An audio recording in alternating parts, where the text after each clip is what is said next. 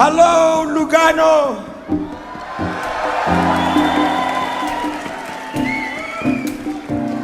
Come on, are you serious with that response? Damn, wait. I mean, Lugano, we've seen you on television. The whole world knows they are a very noisy people. So don't try to be cool just because we come from Africa. Don't be afraid that we might go back to Africa and tell them that, hey, the people in Lugano can really be savage. It's okay, we're on your side. And then, maybe some of you have never made noise in your life. And this could be a very big moment for you. This could be your coming out night. You know, hang on. And in many places here, especially where it's dark, nobody will see you. So you can scream as loud as possible because there's no ceiling to bring down. Now, I'm going to pump you up one more time, Lugano, and I want to hear the mountains shake when you scream. Are you ready? Hello, Lugano!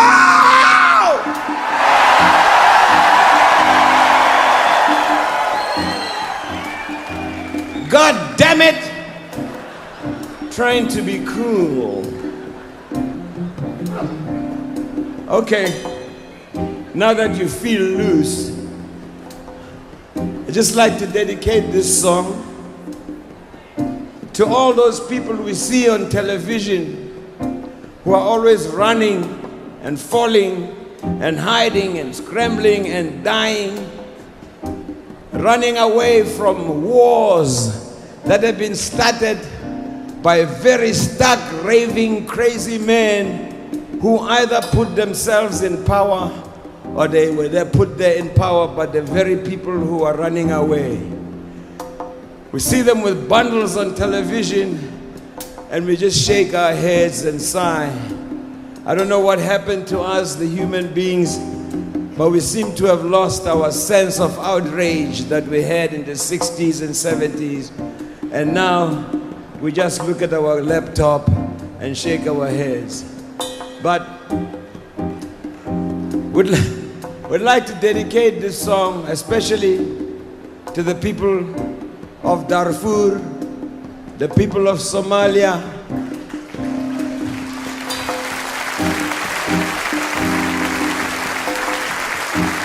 the people of Myanmar, Burma, the people of Sri Lanka, of Haiti, all those people in Chad and Niger, and all those people who are recovering in Chechnya, in South Africa, in Zimbabwe, in the Congo, in Angola, in Namibia, and Mozambique. Let's just wish that with a prayer that we can send out from all of you when you're at home in your bubble bath and you're really feeling good. I'm just asking you to send out a prayer for all those people out there so that maybe one day soon the people that they put in office will be there to serve them instead of serve themselves.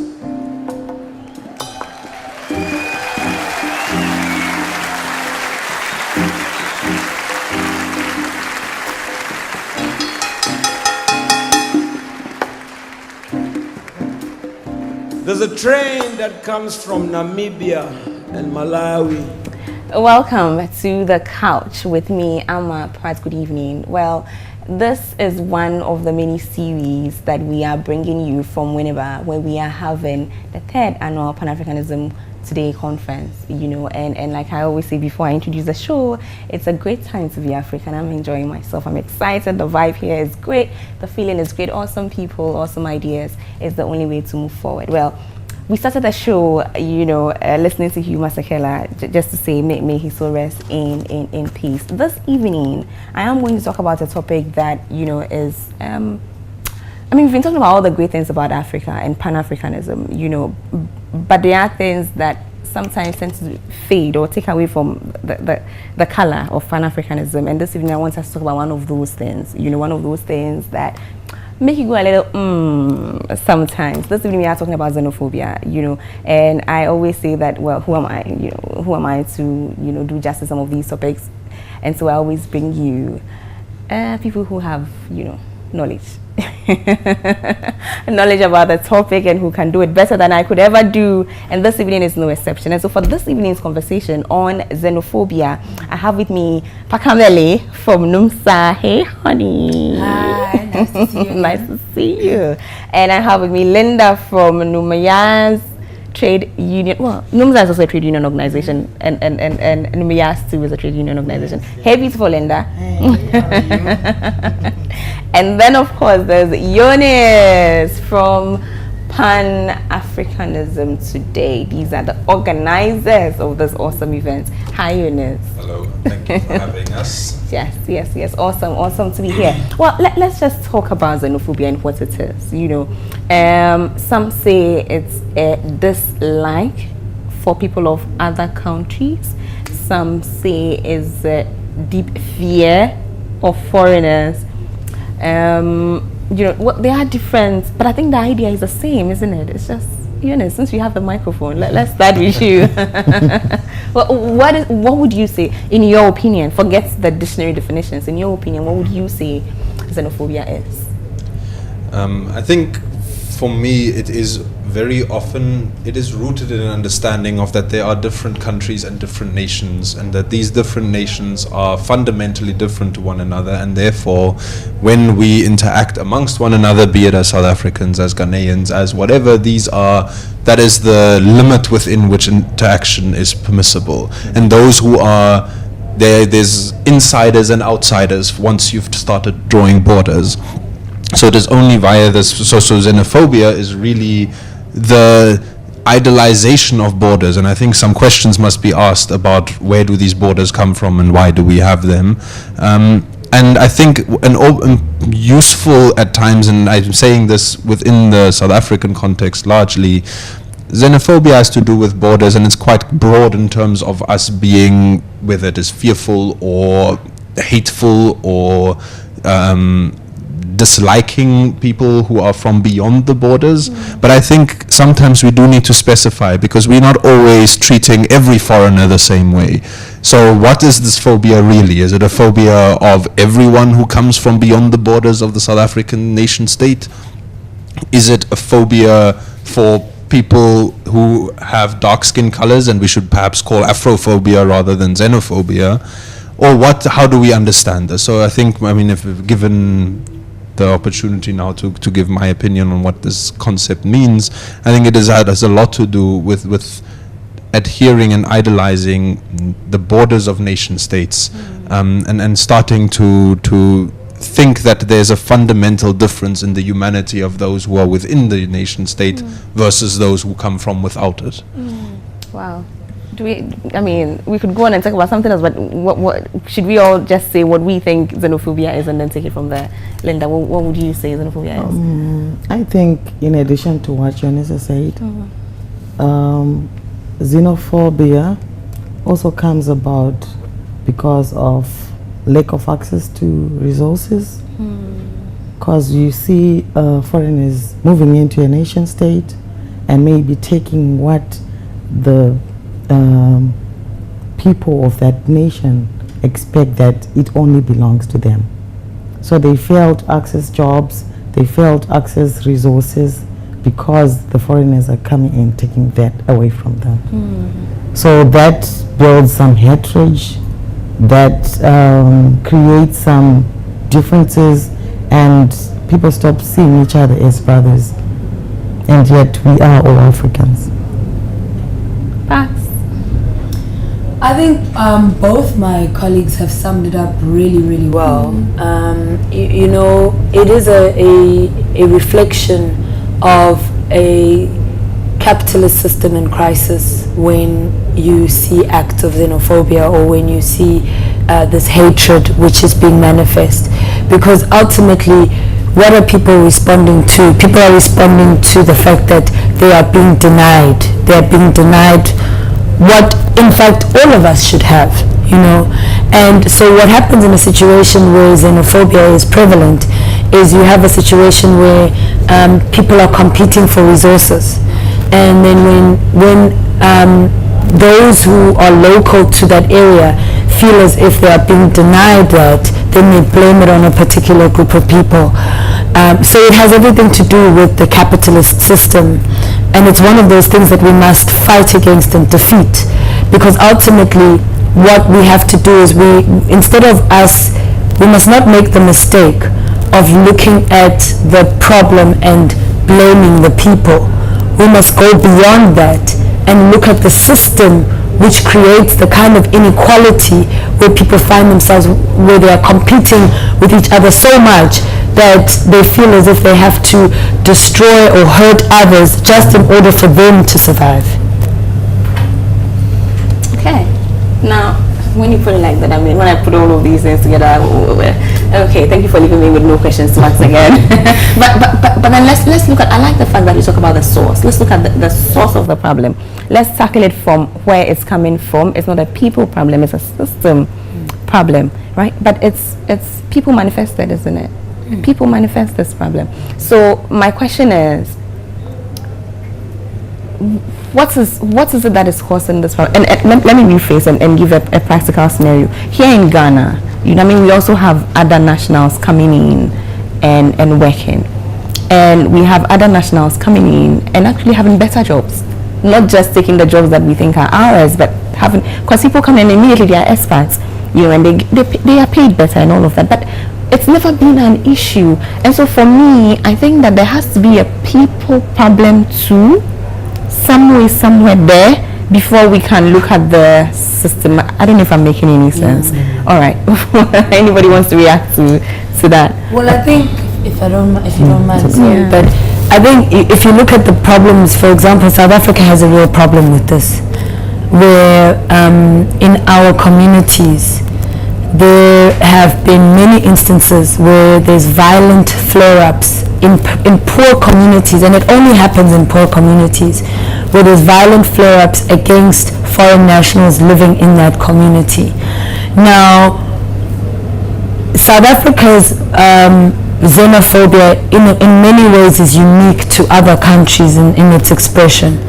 It's extremely violent. It manifests itself in extreme acts of violence. And I know many of your viewers are probably aware of some of the really horrendous acts of violence which have been perpetuated against our comrades on the continent because of this issue. And I think when you look at xenophobia in the context of what we're dealing with in South Africa, you must first understand that South Africa is a very violent society, extremely violent in expression, and violence has almost become a culture in our country. 56 people are killed a day in my country. 105 acts of sexual violations take place a day in my country. So when you are looking at the violence and how it expresses itself, you must also take that context into consideration. If we are, as South Africans, so violent against each other, can you imagine how we treat those whom we view as outsiders? So and I think what you're saying about people is very important, because as the situations will be different depending on the countries that you are speaking about. But in my country, unfortunately, that is how it is being expressed.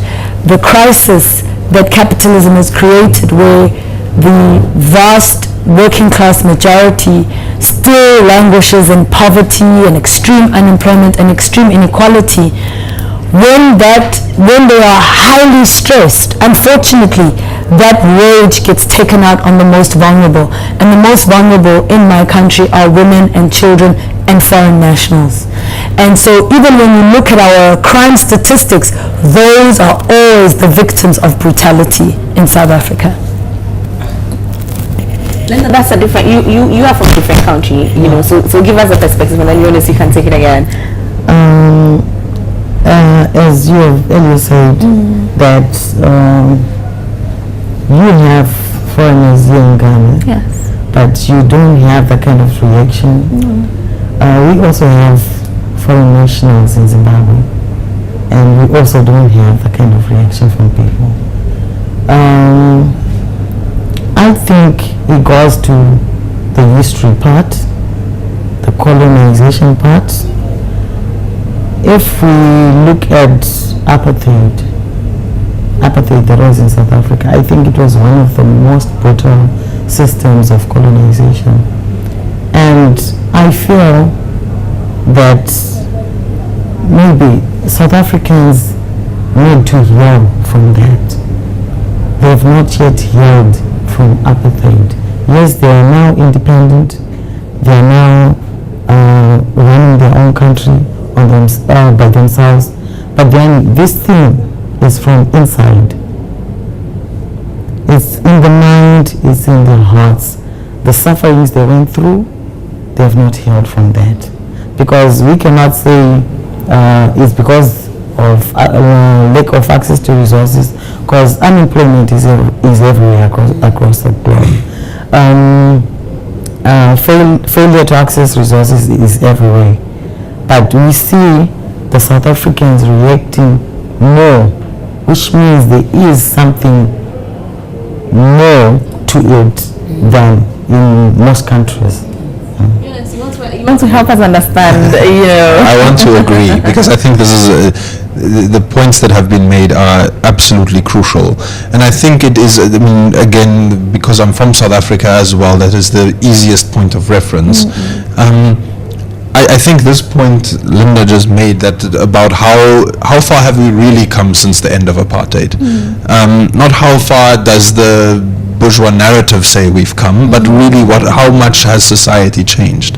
How much have we healed, and to use her words, is a very important question. And the reality is, and if we are wanting to really, in my view, understand xenophobia, we need to know a couple of things. Of course, the first one is that human beings, no matter where they are, respond to their material conditions.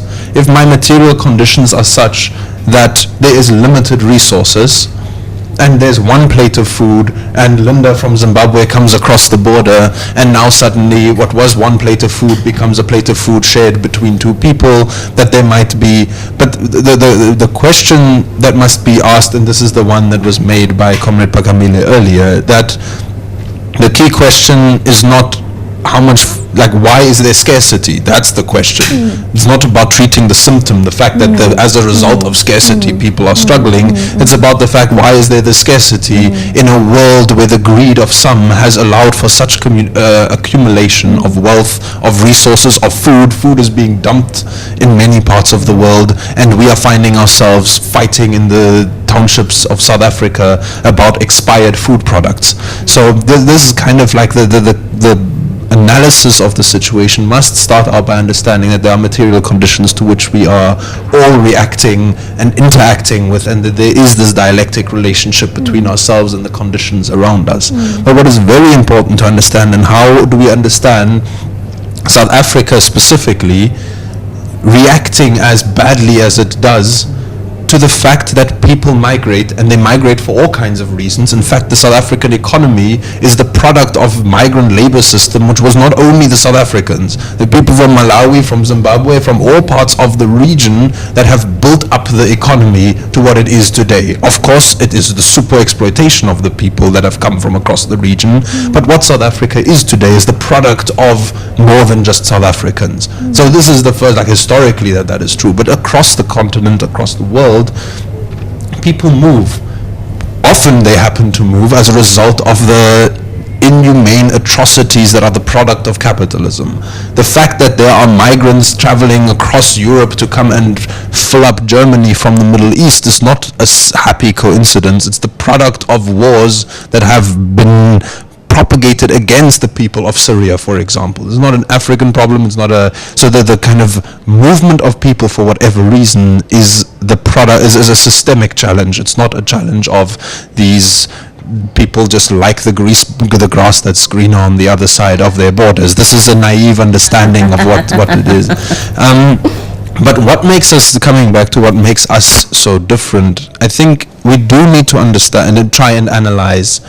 There are migrants everywhere. In South Africa, you find people being killed day in and day out for no other reason than that they are migrants, and sometimes it's migrants, but sometimes it is really refugees. For whatever reason, they are refugees. Sometimes the people who are here who are coming to South Africa from the Democratic Republic of the Congo are largely there because large mining corporations from South Africa have gone and insisted on undermining the Congolese people, ensuring that the state is created to be a state that is in crisis, and this has resulted in refugees which are now coming to South Africa. So this kind of nationalist understanding of xenophobia without the class analysis that my comrades have made so far is going to always be limited. But what distinguishes us is that we have not really come as far since apartheid as we would have liked to, and that we have a state that has not delivered the fruits of liberation to the people that have struggled with that state to deliver that. And it is in that context that, for example, 2 weeks ago when there was looting of shops held by foreign nationals in parts of South Africa, the first thing that the ANC government does is says we must launch an investigation into these shops. They don't want to deal with the xenophobic question. They don't want to deal with the question of the limited resources, with the absolute grinding poverty that is rife across the country. They themselves are scapegoating the foreigners. So this is not the people that's the problem. So just coming in a long-winded way back to your original question, is our challenge to say that this is a people problem before we start looking at the system? Yes and no. Like, there are people involved. Ultimately, it is human beings who are members in South Africa of the most oppressed segments of society that are committing violent acts against other oppressed segments of society. And where does this come from? Why is that? And it is precisely because our liberation has been at best incomplete, and as a result of that, failure of the state, the ANC government, the liberation movement to deliver a liberation to its people, it starts becoming necessary to find an excuse. And what is a better excuse than blaming your cousin next door for your own inefficiencies? And this is really the line that our state has, the government has taken. So the thing that comes before our systemic analysis might be an analysis of saying, what is it that our leaders, the ones who have been elected and selected and who have been entrusted with taking us towards an improved human condition in future, what have they done? And are they willing to do that? Or are they willing to use crass forms of exploitation in order to facilitate xenophobia instead of addressing the systemic questions? Real problem. Dealing with the real problem. Okay, so we will take a break, but when we come back, I want us to look at specific things, that perhaps, and I'm sorry to dwell on this people issue, I like the fact that you keep smashing it down, let's do that. But when we come back, I want us to look at things like education, because we spoke about this, the two of us spoke about this some time ago. The kind of education we are given, that's part of the system, that's also people, isn't it, Eunice? Let's look at all these things and other things that perhaps influence some of these thoughts or do not influence some of these thoughts. So let's take a break, viewers. We'll be right back. Stay with us.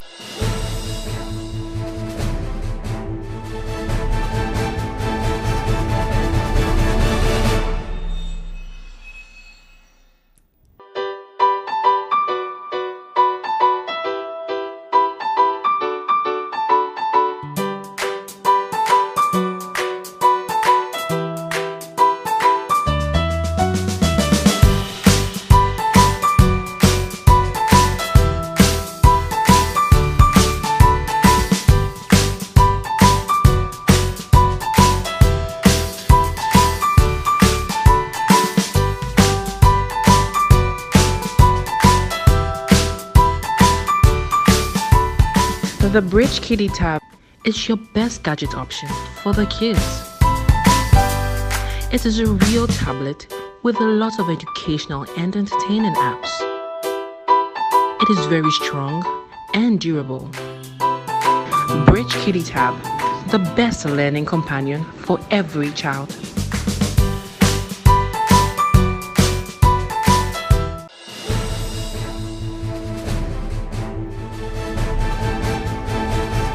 Welcome back from the break, viewers. We are still on the couch. We are still talking xenophobia, and I still have my 3 gorgeous people. I just needed to get you to smile. yeah. Let's talk education. And I want to do this with you, Pat. Let's talk education. And at the risk of sounding some way, I find that most South Africans, correct me if I'm wrong, please do correct me if I'm wrong, most South Africans are not very exposed to what happens elsewhere. I've said this to you before in conversation, so that you find that perhaps very popular Nigerian artists that sitting in Ghana, I think the whole world should know about, at least Africans should know about, because these are people who are breaking boundaries, Western boundaries. You talk to a South African and the person has really no clue who this person is. And so I want us to talk about that. Let's talk about education first. Let's talk about pop culture, genuinely. And let's see if perhaps it's one of the things that contributes to some of these things. And I'm saying this because I think it's Chuma Ngozi Adichie who says that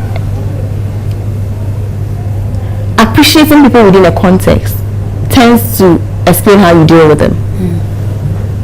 So if I have some knowledge about you, let's say I've been to your country before, for instance, and I know how you live and I know who you are, when you come to my country, I will not mistreat you. But if I live in my shell and I think this is where it's at and this is all I know, then I won't see you as a human being. I will probably just see you as I don't know what. Please talk to me. Well, I mean, you're absolutely right, Amma. One of the biggest challenges that we have in South Africa is our educational system. Our educational system is very much rooted in imperialism, in colonialism. It's an educational system that promotes Western history and Western culture. There's a particular political analyst in South Africa who once said that South Africa might be in the majority in terms of numbers, but we are a cultural minority. And if in effect he was basically saying that in spite of the fact that we outnumber white people literally 10 to 1, it is not our voice, it is not our culture, it is not who we are that comes through in the educational system, that comes through in the popular culture. Even our analysis and our view of the world is from a Western perspective. And when you look at our educational system, for example, there is very little information or education that is given to school children about the African continent. There's a heavy focus on Western Europe, on Western culture, on Western politics, Western history. So basically our worldview has been dictated to us by our colonizers. And we have accepted that, we have swallowed that. And sadly, in spite of the existence of our black government, it's still being perpetuated. So ordinary South Africans, in general, and I'm generalizing very much when I say this, but by the far majority, are not that connected to the continent. They know very little about African leaders and African history. Whenever, for example, I meet other people on the continent, they know so much about local politics. They can even tell me about political leaders and political parties. And it would be embarrassing for me not to be able to communicate at the same level. And in my interactions with them, I found out that many people from outside of South Africa on the continent are learning about South Africa. Yes. They are taught about South Africa. Yes, they're taught even about South African history. But I can tell you, having gone through the South African school system, and I was educated in some of the most elite private schools, that without any direct intervention, when you look at the curriculum, unfortunately, that kind of focus is not the same at all. We are not taught about the continent, its history, certainly at all not to the extent that people on our comrades on the continent are. And it is that ignorance, unfortunately, that feeds into these stereotypes. And many people, sadly, are also unaware of the role that the continent played in destroying apartheid in South Africa. They're unaware of the solidarity that was afforded to South Africans by countries like Mozambique and Zambia, their direct intervention in our problems and how they helped us to defeat apartheid. Many people sadly do not know that. So in modern day South Africa, when you are, and I'll give you a very practical example, you often have a situation in our communities where the vast majority of people are languishing in crippling poverty, where people are poor, they're not working, they don't have a means of income. The only thing that they sustain themselves on is a grant. Now, I am poor, I am unemployed, and I have no job prospects, and yet I must go to the spaza shop or the tuck shop, which is owned by someone who is not South African. And this person owns this shop and seems to be doing very well. You know, because obviously if he's owning a shop and he's selling me goods, he's doing well, whilst I am not doing well. And so in my mind, it then becomes logical that this person is stealing from me. How can I, as a South African, be jobless, unemployed, with no prospects, no future? I don't even have the means or the ability to start my own shop. And here comes this Ethiopian who arrived last week with no papers. And he set up his shop. He's got money to actually provide me with the goods that I need in my country, and yet I'm unable to do that for myself. And what does that do? What that does is it creates extreme resentment.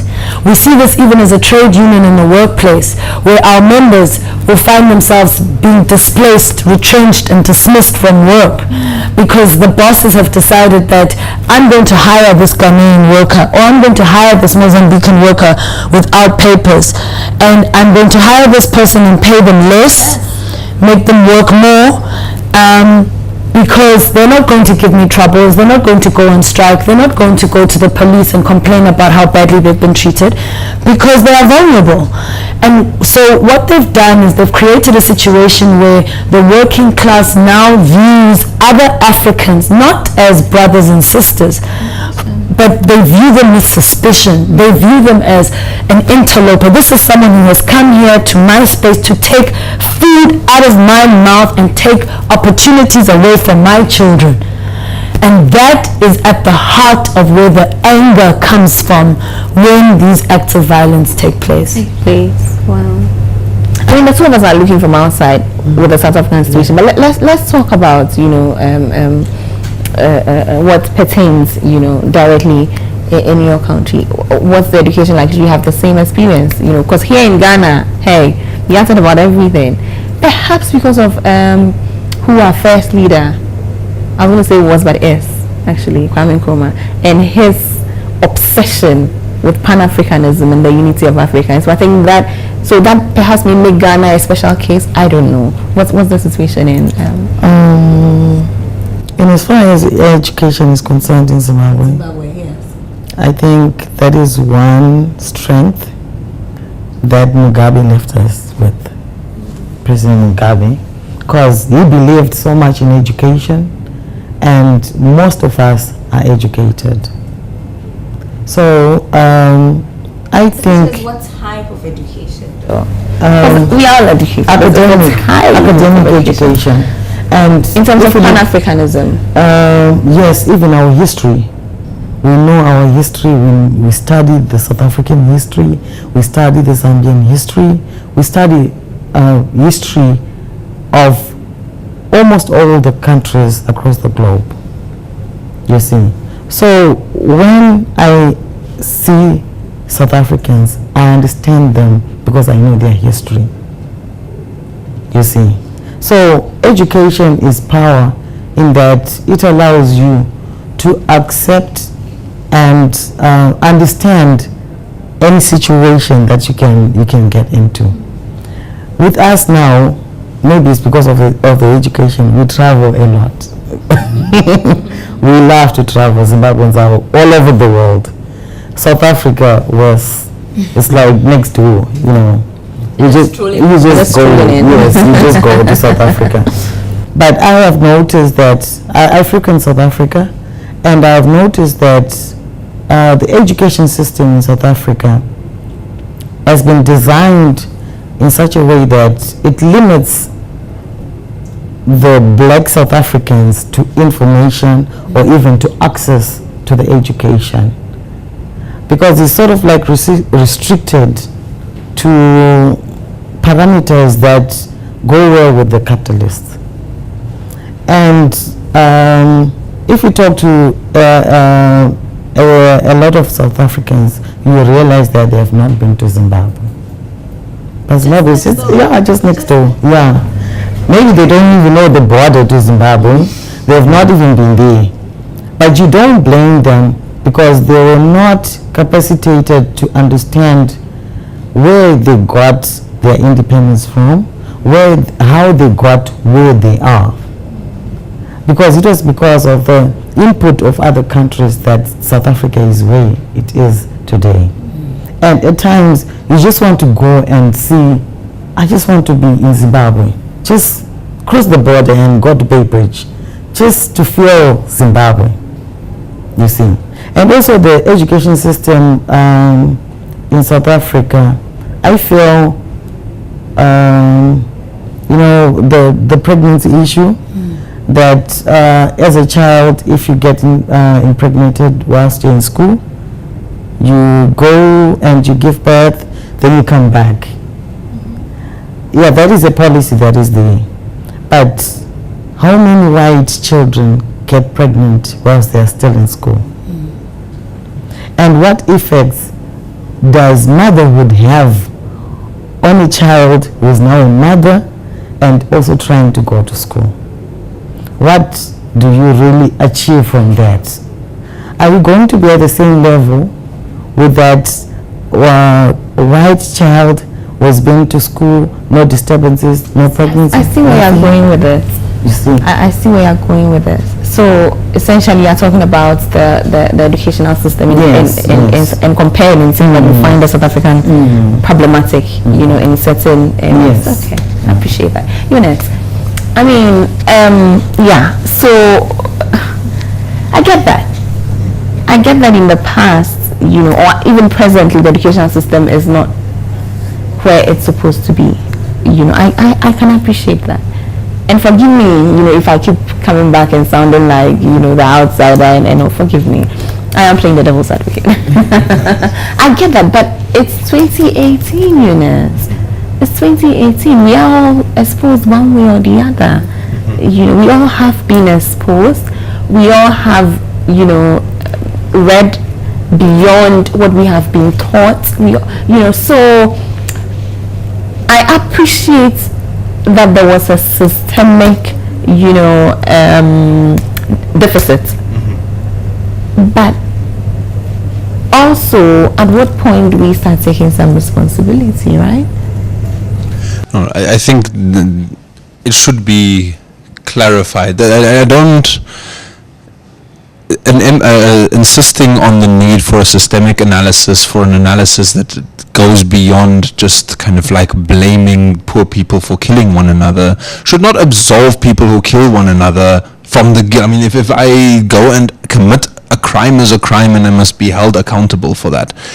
The point, I suppose, is more the solution of saying that, well, we must keep them separate, we must not let people, we focus on the individual autonomy as though that is the thing that is the only thing at stake, is the challenge. So, but we have to allow for holding people responsible. But who holds them responsible? If we were in a society, for example, where we had the levels of consciousness that are required of South Africans in order to ensure that we understand two fundamental things. One, that we are not an exception, that we are not an exceptional state, that we are a part of Africa. There are many South Africans, I think, who in terms of their sense of self would find themselves closer related to countries like Europe, to places in Europe, than to a place on the African continent. So to break away from the colonial continuation that we have. We are not a unique,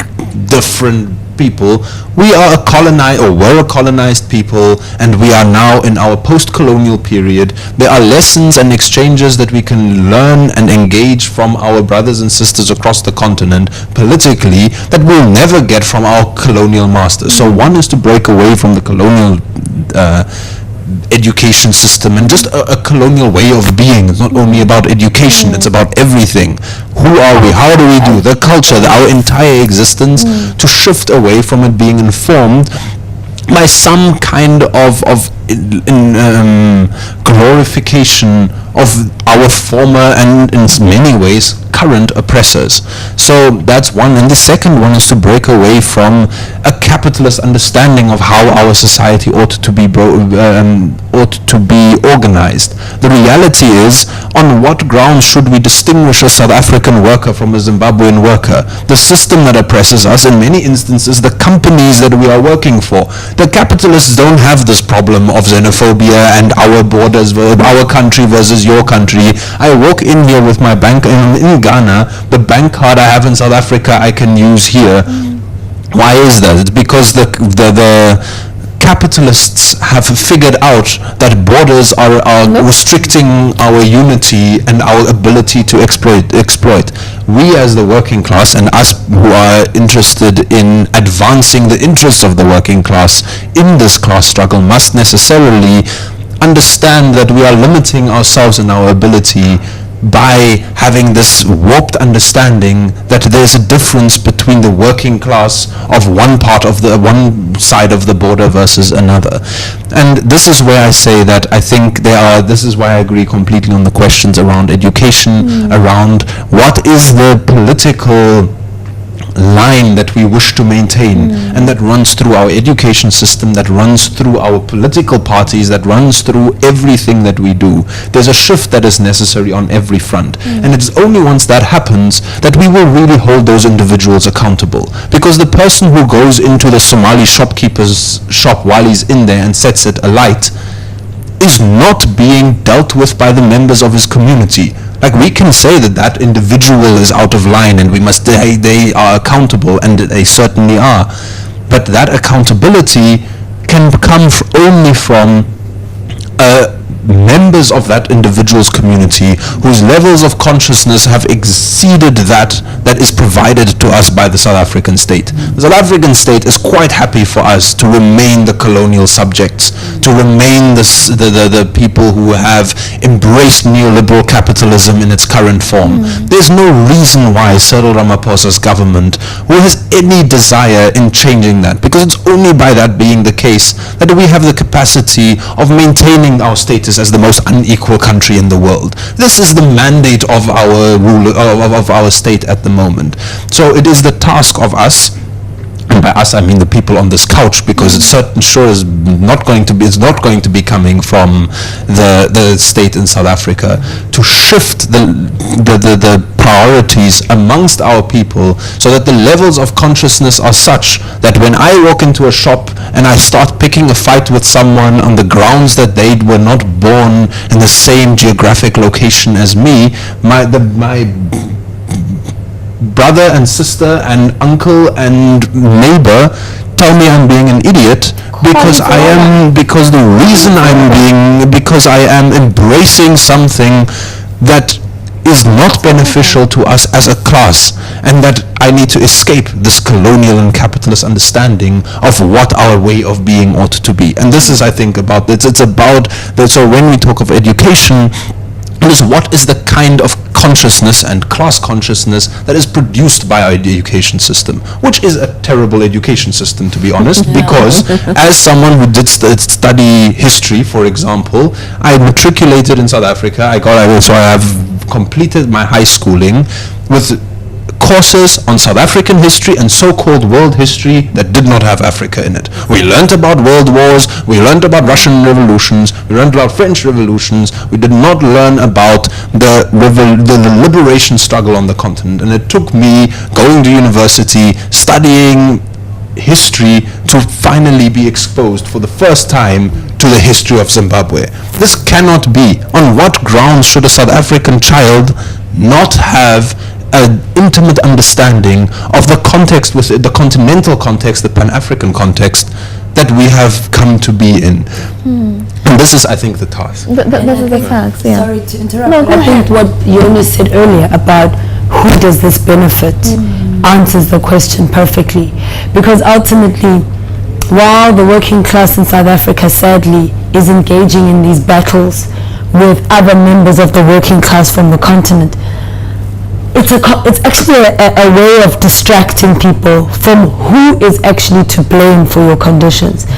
What we should actually be doing is organizing the working class and making them see that your enemy is not your comrade from Ethiopia or your brother from Mozambique, because they are suffering as much as you are.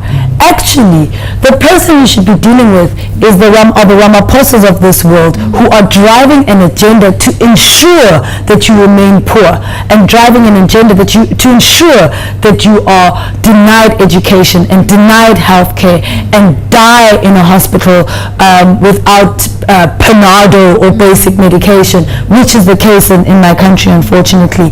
So what's happening is that this hatred that's sort of surfacing is that the government has been using it as a way so that they can scapegoat, so that they can, for their failure to deliver freedom to the majority of people, they can say, well, you know what, the problem is actually not us, it's all of these people who've come across from all these countries who are taking what you should have. So actually, don't be mad at us, get mad at them. And it's our job, as Jonas correctly put it, to raise the level of consciousness and ensure that people actually see who the real enemy is. Yes, and that's not what I want us to do. From the break, I'm going to ask for specific things that specific organizations are doing. Because we are on the country, we're going to talk about our organization. Let's talk about NUMSA. Let's talk about, Pan-Africanism today. What are we doing? Let's talk about Numaya, sorry, forgive me. Let's talk about the things that we are doing in our organizations to ensure that the right information is put out there, for the right answers as well. So let's take a break, viewers. We'll be right back. Stay with us.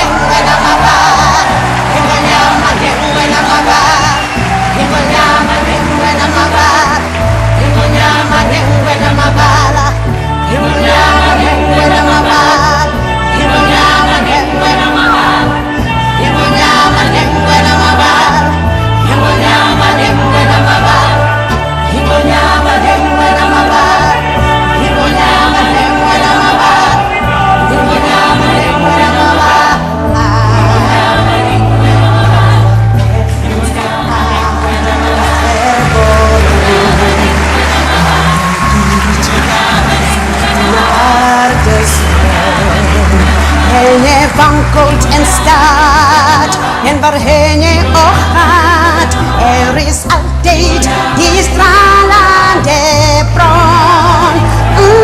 En die zullen we dit doen en die weten dat nog.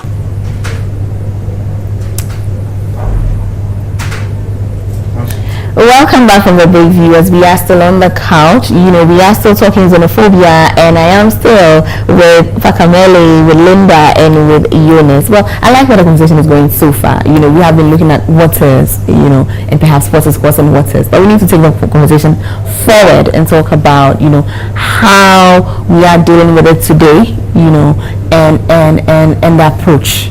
Approach is important, isn't it? So let's start with NUMSA. Well, I think for us, you know, the work for us that we have to do as a trade union is we have to constantly reinforce, even within our members, the fact that there is no separation between ourselves and our brothers and sisters on the continent. That as we are a Marxist-Leninist trade union, which means that we are promoting socialism and we believe in the power and the unity of the working class.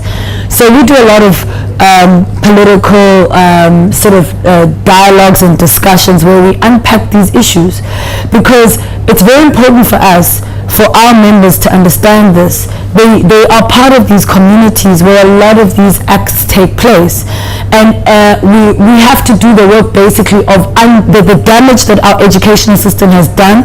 It's our job to then make up for the damage that the educational system has done. So we have these sessions all the time with our members, and at the same time, even when we're dealing with issues on the shop floor, where for example there's foreign nationals competing for work with our members, which is often the case, we have to consistently remind them of the fact that ultimately, when you are dealing with this situation, you must understand that those workers are as vulnerable as you. In fact, they are worse off, because whilst you have the right and the power to go to authorities and raise your voice about the oppression you're experiencing in the workplace, these people do not. They can't go to the police because the police abuse them and assault them in various ways. They can't go to their bosses and complain because they'll be dismissed. So they are ultimately not really in positions of power, and we must. And it is the job of progressive trade unions to consistently reinforce this message, because otherwise what happens is that you can fall into the trap also of blaming the foreigner for the plight of the worker. It is your duty to actually shed light on where the real problem is and then to tackle it decisively. So we do that on the shop floor. When we confront the employer, that is what we do. That is the message. That is always the narrative, and we try and ensure and maintain consistency. And at the same time, we reinforce this with participating in conferences like the one we're participating in this week, where we ensure that we are engaging with other people on the continent. We've brought dozens of comrades from South Africa to this conference. They're interacting, they're engaging, they're meeting, they're debating with people from different parts of the continent. We have relationships with trade unions across borders. All of these things we are doing because we need to cement the idea of the unity of the working class and ensure that the message of that capitalism is the enemy and must be defeated, that is the message that we always try and get through. And that's a very important message, right? And for those of us, and Linda, this is your question, for those of us who perhaps experience this, you know, those of us who come into South Africa and experience this, perhaps we also have to have our own understanding of the situation, right? We also need to, we also have a part to play in this. Maybe we should come in with a better understanding of the situation and a better appreciation. It takes, I know this sounds weird. It's a very weird thing to say when there's victimization involved, to say it takes two to tango. It's weird. But then we also need to appreciate, and I like what you said earlier about, you know, understanding the South African, you know, situation, understanding where they come from. So how are we, you know, also in an organization which would definitely have workers transporting themselves to South Africa? What are we also, you know, what is the kind of information we're also given? How are we also educating our people? How are we also approaching this? With us, I can say mainly it's networking, and making sure that we're always in touch with our South African comrades.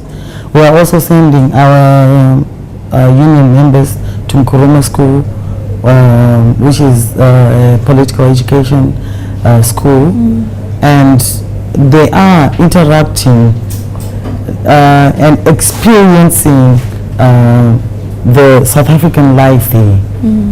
And it's not just South Africans that will be there, there will be comrades from all over the globe. So people interact, they share experiences, they share knowledge and empower each other. I also attended that school, and I know this other day we were discussing about South Africa and their way of doing things, the xenophobia, the brutality, the violence. And we tell each other the truth, that the South African comrades that will be there will actually start seeing this and understanding that, so people actually see us as violent people. They introspect, and of course it's not something that can be done like in one day, but I think they are en route to healing, and I'm sure soon we'll be seeing a different South Africa. Thank you, Linda, for that very hopeful, message. I like hope, and so I'm excited about that. But Eunice, yes, let's take your take on all of this. all of it, box it all together.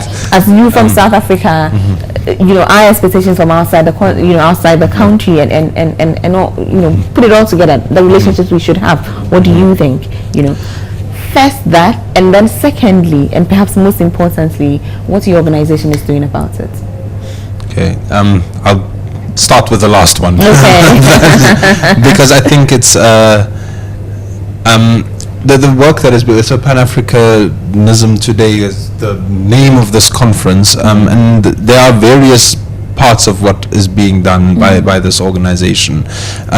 It is, and I think it's not much for me to say after what my two comrades have said, because it so happens that the work done by Pan-Africanism today is very much informed by the kind of the position that NUMSA, for example, has taken on how do we deal with this. And what we do is really to kind of like find ways of enacting these things that we want to achieve in principle, to create spaces for political education, and political education not only about ideas but also about education relating to one another. The fact that the Nkrumah School is not simply about being bombarded with ideas and texts and so forth, but it's also about being a space where we can interact with one another, because there's no better way to clarify the fact that we are ultimately shouldn't divide amongst one another, purely because if our enemy is the same, then really we are all on the same side, and the trenches that have been dug can really be dug through borders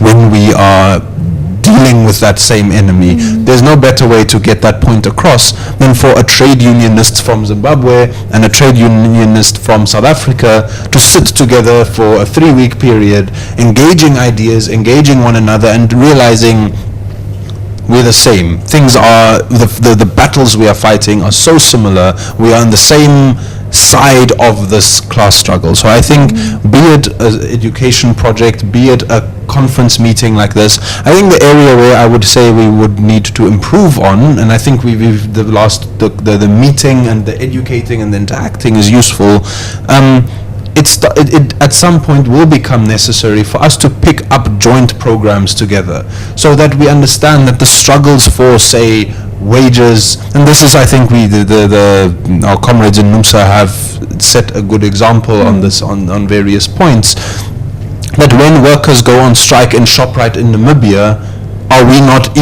should we not be in solidarity with them? Should we not be in solidarity with the comrades that are maybe undergoing all kinds of difficult circumstances beyond our borders.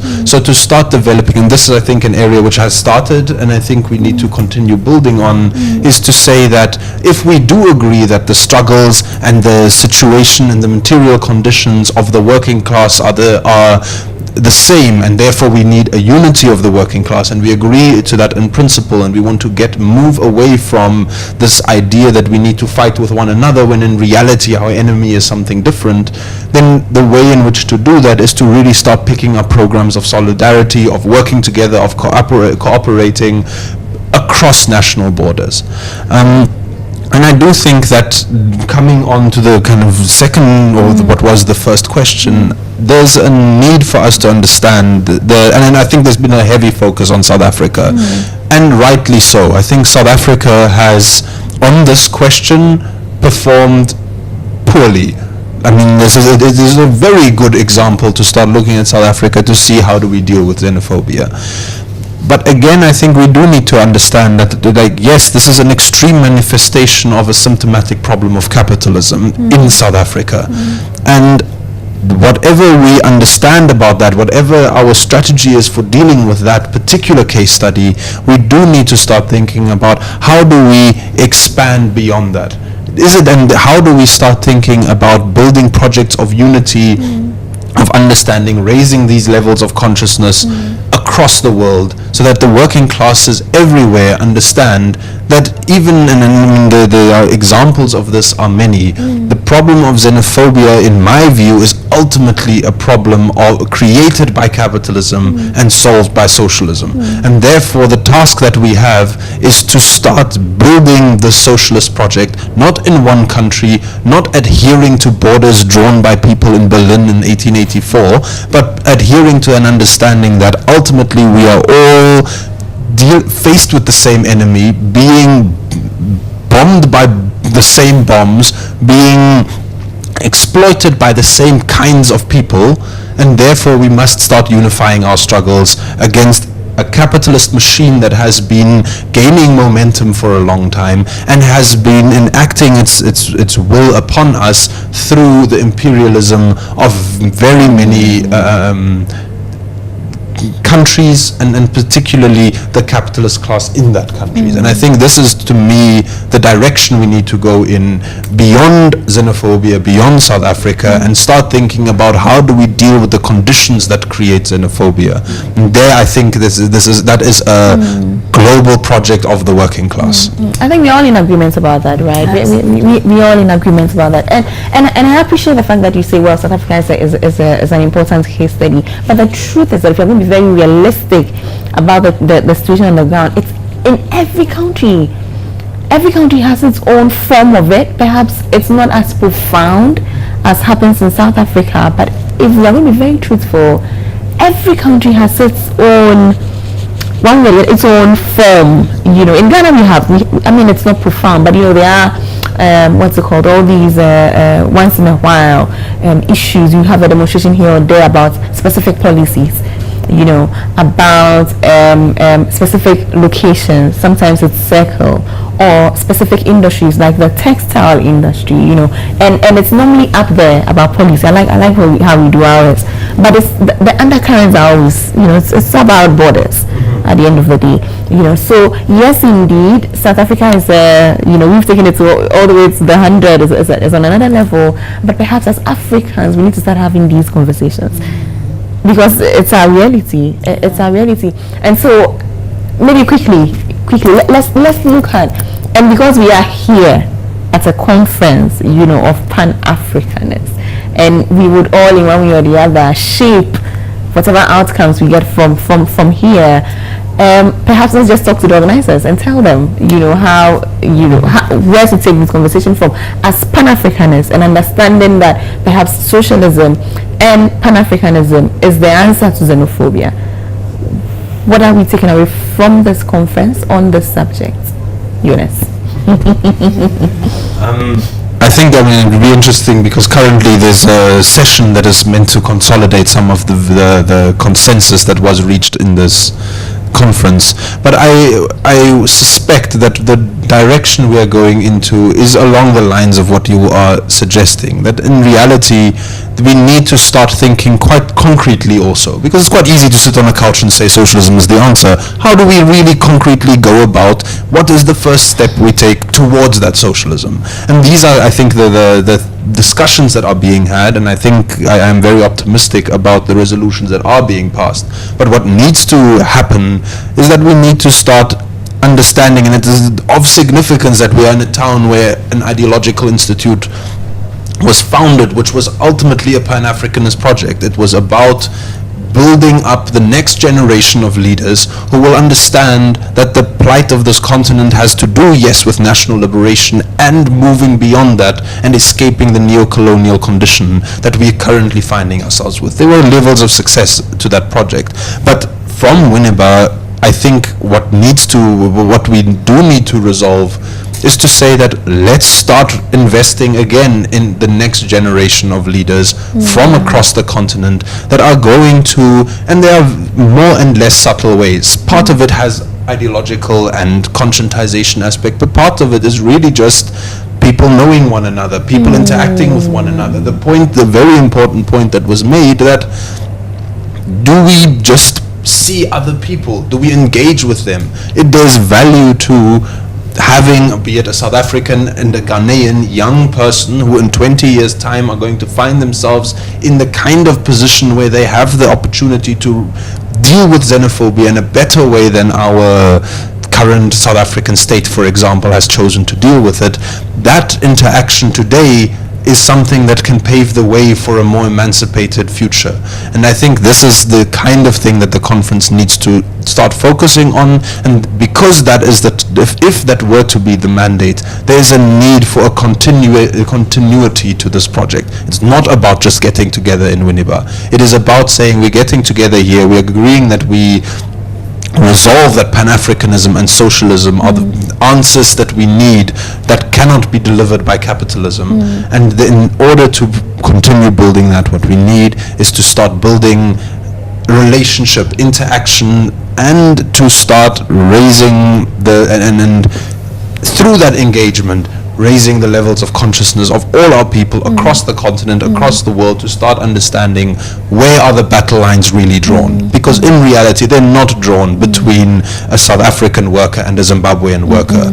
This is not where the battle lines are. And I think that in order for us to understand that, yeah, and I think this is to me the important outcome that we can have from here. Pax, I see you shaking your head. I see you shaking your head. He speaks the truth, you know. It's exactly what we have to do.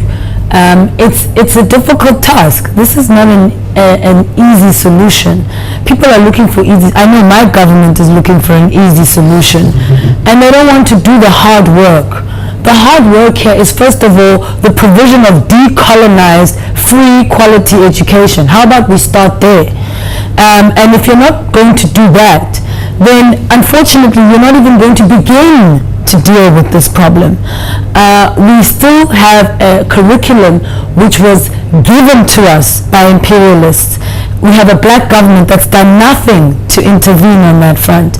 And unfortunately, that failure, plus the failure of the capitalist system which they are overseeing, has made this process and this problem much worse. So we are not going to wait for them, because unfortunately they don't have the solutions. It is those of us who are socialists. Yeah, they won't do it. It's for those of us who are socialists who must do the work, and we are doing the work. We must do much more work, though, especially as South Africans, because people are dying. People are dying. So we can't afford to be complacent about this. We must intensify what we're doing. We must get connected with our communities and ensure that every single person understands this, because otherwise, if we don't, it's going to get much worse before it gets better. Linda, beautiful Linda. Beautiful Linda. Let's hear you, and then you take us home. Okay. I think Pan-Africanism is one sensitive area which in its own way makes us realize who we truly are. And we have been colonized, the capitalists are still in control, and I think it's about time we also started questioning the status quo, questioning the governments, questioning the companies that oppress us, and making sure that our voices are heard out there. I like the way that South Africans do it. You know, you step on their toes, they're all over the streets. I think to some extent that is a great way of expressing yourself, making sure your voice is heard, having a contribution to whatever will be happening and an influence to the system. But we need to know how best we are doing it and what we want to achieve from it.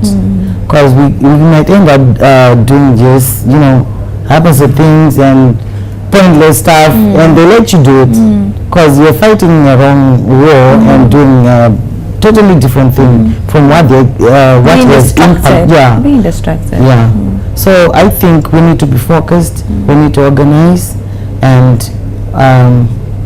we will get there.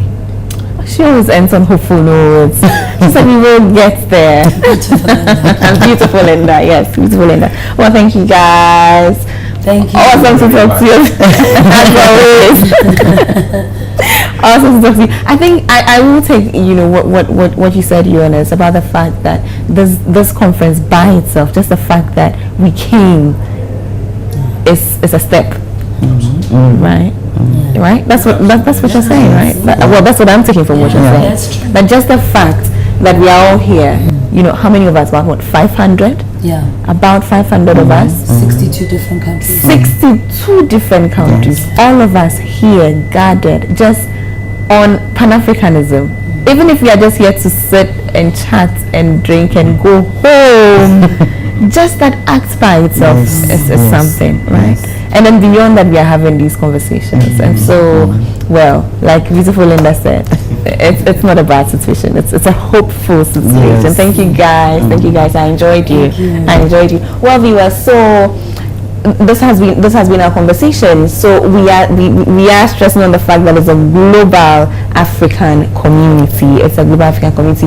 In all that we do, let's enhance that, let's enforce that, let's think about that, let's talk about that. It's the only way. Have a good evening. Have a lovely evening. See you again tomorrow. Bye.